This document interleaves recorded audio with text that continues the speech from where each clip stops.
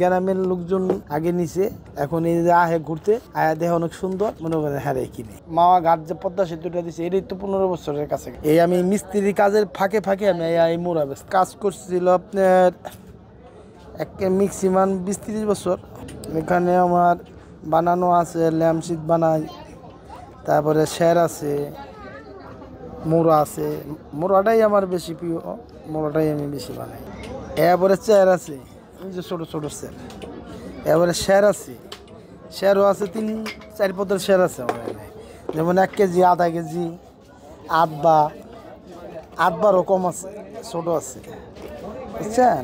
এরপরে আছে হলো আপনার বাদ জগতের মধ্যে আছে হলো আপনার খাঁচি আছে, চালনি আছে, তারপরে আছে হলো আপনার ল্যাম্পশিট আছে, হ্যাঁ বেতেরও আছে ল্যাম্পশিট, বা আপনার বাঁশেরও আছে।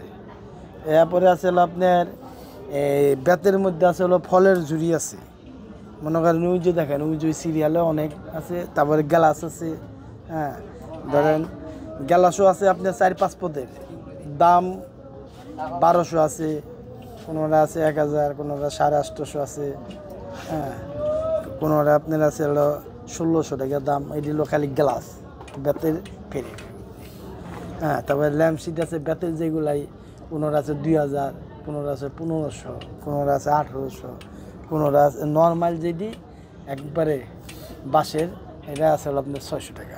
এখনও আমি দোকান মেললে প্রতিদিন 20-30টা আমি বেশি। এই হলো সব আমরা ঢাকার থেকে যারা আসে এরা নেলো আপনার এই শেয়ার, কেননা আগে গ্রামের লোকজন আগে নিছে, এখন ঢাকার যারা আছে এরা তো ডিবা মিবা দিয়ে আলো মাইপা মুইপা খাইছে। এখন এই যে আহে ঘুরতে আয়া দেখে অনেক সুন্দর, মনে করেন হ্যাঁ কিনে।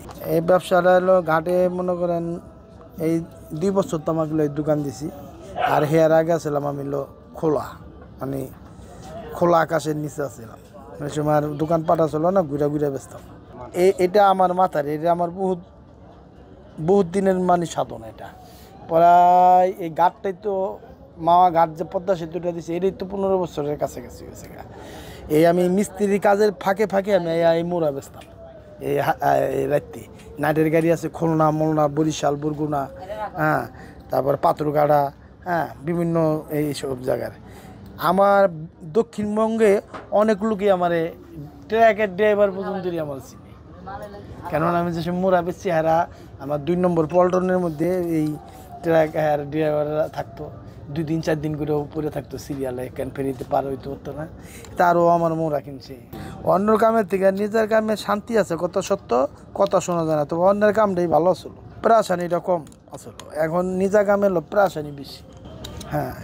কেন এই মাল আনতে হয়, নিজের বানাইতে হয়, দোকানে মেলতে হয়, একা মানুষ, মানে প্রেশারটা বেশি পড়ে। তবে প্রেশার আনা যায়, মানে বেচাকিনি নেই, বেচাকিনি খুব খারাপ, হ্যাঁ। প্রতিদিন দোকান ভাড়া, কারেন্ট ভাড়া দিয়া নিজের রোজের টাকার এখানে রাখতে হয়, তোমার জায়গা। এই পরিস্থিতি চলছে। খালি আমার না, সরকারটা নতুন যে কোনো একটা সরকার আইতো, দেশটা একটু ঠান্ডা হইতো, আমার মতন যারা নর্মাল লোক আছে লাগে একটু শান্তি হইতো। এখন তো সরকার নাই, বেচা কিনেও নাই, মানুষের হাতে টাকা নেই, আমার মাল কি কিনবো? মানুষের হাতে টাকা থাকলে আমার মালটাল কিনবো। দেশে দেশে সবার সাথে দ্য নিউজ।